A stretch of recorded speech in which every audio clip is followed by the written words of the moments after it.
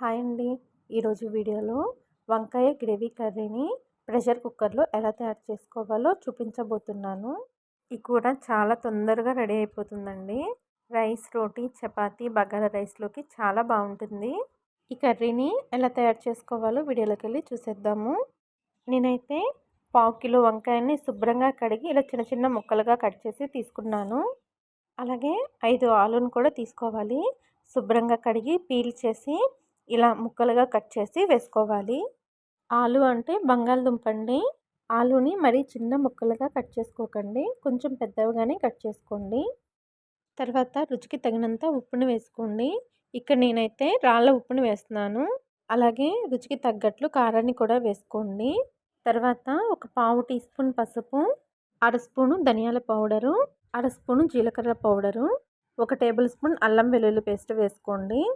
అలాగే 1/2 tea spoon garam మసాలాను కూడా వేసుకోండి. అలాగే 3 టేబుల్ స్పూన్ల వరకు పెరుగును కూడా వేసుకోండి. పెరుగుని కొంచెం గట్టి పెరుగుని వేసుకోండి, మరీ పల్చగా ఉన్న పెరుగుని వేసుకోకండి.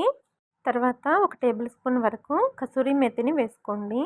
అలాగే 2 పచ్చిమిరపకాయలని తుంచి వేసుకొని ఈ మసాలా మొత్తం వంకాయకి, ఆలుకి పట్టేట్లు బాగా కలుపుకోండి. అన్ని ముక్కలకి ఈ మసాలా మొత్తం పట్టాలన్నమాట. అప్పటి వరకు బాగా కలుపుకోండి. ఇలా బాగా కలిపిన తర్వాత ఒక 5 నిమిషాలు ఈ గిన్నెని పక్కన పెట్టేసేయండి. తర్వాత ఒక కుక్కర్ తీసుకొని దానిలో 2-3 టేబుల్ స్పూన్ల వరకు ఆయిల్ వేసుకోండి. ఆయిల్ హీట్ అయిన తర్వాత 2 బిర్యానీ ఆకులు, 1 టీ స్పూన్ జీలకర్ర, 2 పెద్ద ఉల్లిపాయలని ఇలా చిన్నగా కట్ చేసి వేసుకోండి. ఉల్లిపాయల్ని మరీ ఎక్కువగా ఫ్రై చేయాల్సిన అవసరం లేదండి, కొంచెం మెత్తబడే వరకు ఫ్రై చేసుకుంటే సరిపోతుంది. ఉల్లిపాయలు ఇలా వేగిన తర్వాత ఒక పెద్ద టమాటాని ఇలా చిన్న ముక్కలుగా కట్ చేసి వేసుకోండి. చిన్న టమాటాలు అయితే 2 వేసుకోండి. టమాటాలని 1 నిమిషం ఫ్రై చేసిన తర్వాత టమాటాలని కలుపుకుంటూ బాగా మెత్తబడే వరకు ఫ్రై చేసుకోండి. టమాటా సాఫ్ట్గా అయిన తర్వాత మనం మసాలా కలిపి పెట్టాం కదా వంకాయ, ఆలు, ఇవన్నీ వేసేసుకోండి.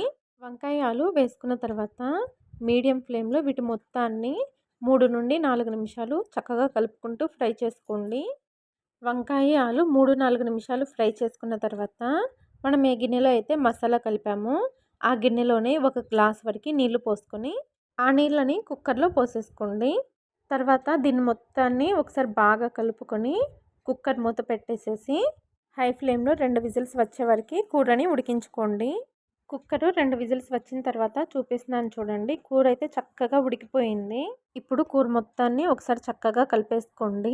ఇలా కలుపుకున్న తర్వాత స్టవ్ ఆన్ చేసి కుక్కర్ గిన్నె పెట్టి సన్నగా కట్ చేసుకున్న కొత్తిమీరను వేసుకొని కూర మొత్తాన్ని ఒకసారి కలిపేసుకొని 3 నుండి 4 నిమిషాలు హై ఫ్లేమ్లో కూరని మధ్య మధ్యలో కలుపుకుంటూ ఉడికించుకోవాలి. 3-4 నిమిషాలు కూరని ఉడికించుకున్న తర్వాత స్టవ్ ఆఫ్ చేసేసి సర్వ్ చేసుకోవడమేనండి. ఈ కర్రీ టేస్ట్ అయితే చాలా బాగుంటుందండి. అన్నం, రైస్, రోటీ, చపాతీలోకి అయితే చాలా బాగుంటుంది. వీడియో కనుక మీకు నచ్చినట్లయితే నా ఛానల్ని లైక్ చేసి, షేర్ చేసి, సబ్స్క్రైబ్ చేసుకోండి. Thanks for watching.